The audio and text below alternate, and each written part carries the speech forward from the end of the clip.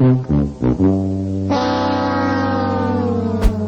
look, I love my MacBook, I really do. But as someone who was in the Windows ecosystem not too long ago, I do miss a couple of things here. Like the ability to easily split and snap windows or play hundreds of games both new and old. Oh, I miss those good old days. So while I was on the lookout for a Windows alternative for my M2 MacBook Air, I stumbled upon the Asus Vivobook Pro 14 OLED, which I think is the perfect Windows alternative to the M2 MacBook Air. It comes with the latest Ryzen 6000 series processor, RTX 3050 graphics, and to top it all off, an OLED display. That too on a fairly compact chassis that weighs less than 1.5 kgs. But the best thing is that for all those specs, the price of this laptop is not that crazy expensive either. At least not when you compare it with the M2 MacBook Air.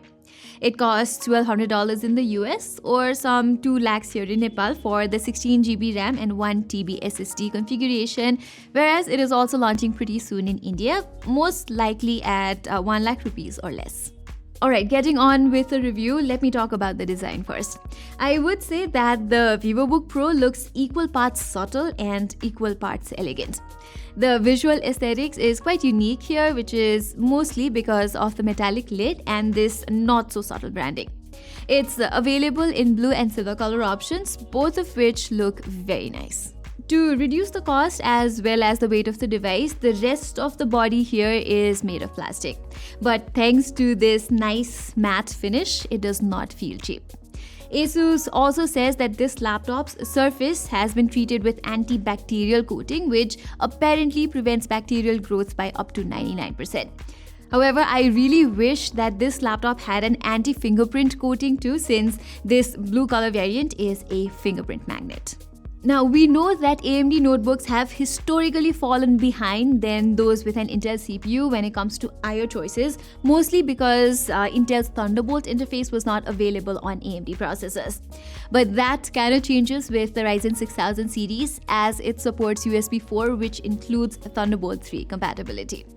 As a result, this USB 4 port on the Vivobook Pro is capable of a lot of things, like connecting an external GPU, an 8K 60Hz display, up to 100 watt power delivery, or up to 40 Gbps data transfers.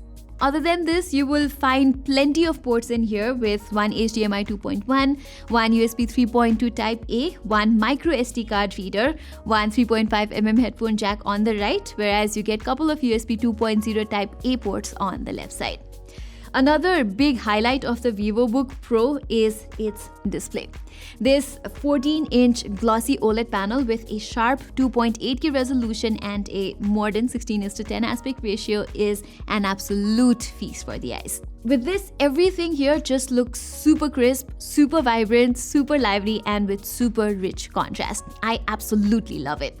And with 408 nits of peak brightness, outdoor visibility is not an issue here either. Plus, with 100% DCI-P3 color gamut that's Pantone validated for accuracy, this is also a great work monitor for graphic designers, video editors, and basically anyone who needs a color-accurate screen. So it's really got everything you could ask for in a flagship display. However, at the same time, you might be concerned about OLED burn-in.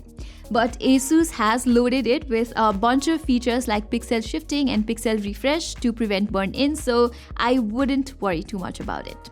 Okay, like the display, the keyboard on Vivobook Pro is fantastic as well.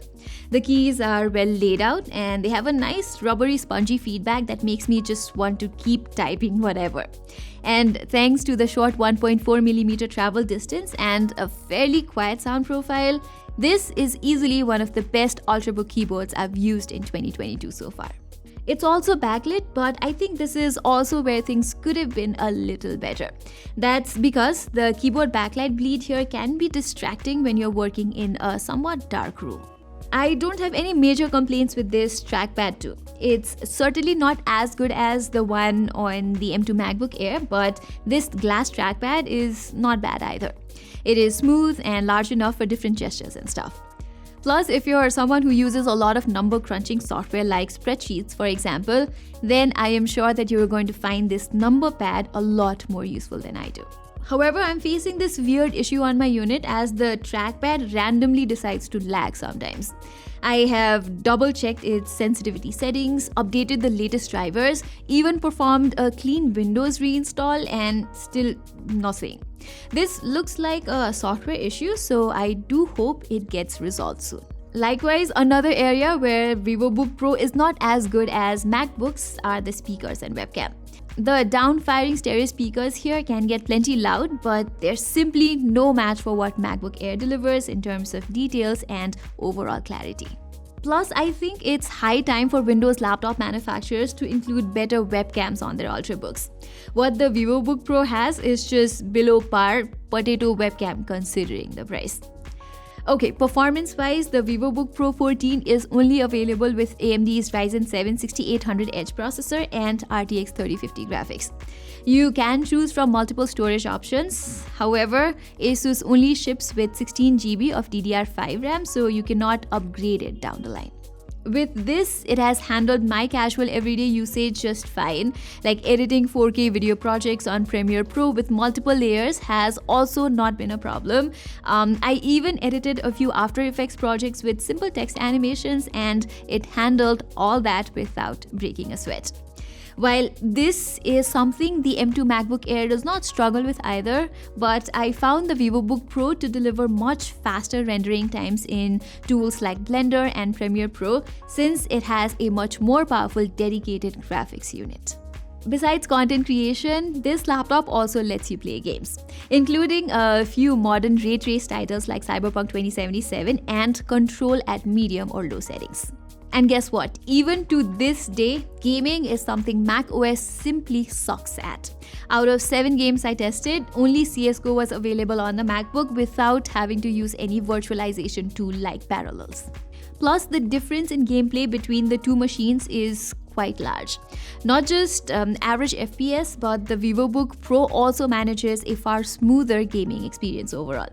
You can also enjoy popular games like GTA 5, Forza Horizon 5, FIFA 23, and Overwatch 2 with above 70 FPS on average at medium to high graphic settings here. But since Asus has not certified this display with any kind of variable refresh rate technology like G-Sync or FreeSync, I did notice screen tearing issues on particularly fast-paced titles like Overwatch 2 here. It's nothing to worry about though. You can just assign a max frame rate to the game, assign global settings via the NVIDIA control panel, or turn on VSync to solve screen tearing. As for the thermals, Vivobook Pro's fans also do a decent job of keeping the temperatures in check. It gets the hottest in the middle of the keyboard deck, where I measured a peak temperature of just 42 to 43 degrees Celsius, so not bad.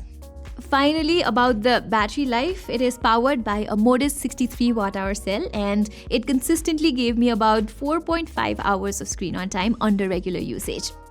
That's nowhere near MacBook level, but I guess that's not terrible either. But what I found impressive here is that under the standard fan profile, the laptop stays whisper quiet and the keyboard deck also rarely gets warm, making it perfect for taking it to your college or office. To juice it up, Asus ships this rather clunky 150 watt AC adapter. I would have given the Vivobook Pro a perfect 10 in terms of portability, but I must deduct a point because of this. I just don't understand why can't Windows Ultrabooks ship with sleek power adapters like MacBooks. Okay, I guess that's all there is to talk about the Asus Vivobook Pro 14 OLED. And like I said in the very beginning, I think this is the perfect Windows alternative to the M2 MacBook Air. In fact, there are some things that it does much better than the MacBook, like this spectacular OLED display, extensive port selection, and all its gaming possibilities. It also comes toe-to-toe with what Apple is offering in terms of portable build quality, clean design, and a killer keyboard. So if you don't want to switch to Mac OS or can't adapt to Mac OS because of its limitations, the Vivobook Pro is easily one of the best options out there, especially if you're looking to buy a capable 14 inches Ultrabook without spending too much. I am certainly not going to recommend it to content creators with a demanding workflow, but casual users who want a little bit of gaming and light editing can definitely consider this. So guys, that was all for this video. If you were to choose between the Asus Vivobook Pro 14 OLED and the M2 MacBook Air, which one would you go for? Do let me know in the comments. And while you're there, don't forget to subscribe to our channel and hit that bell icon. Till then, I'm Pratima and thank you so much for watching.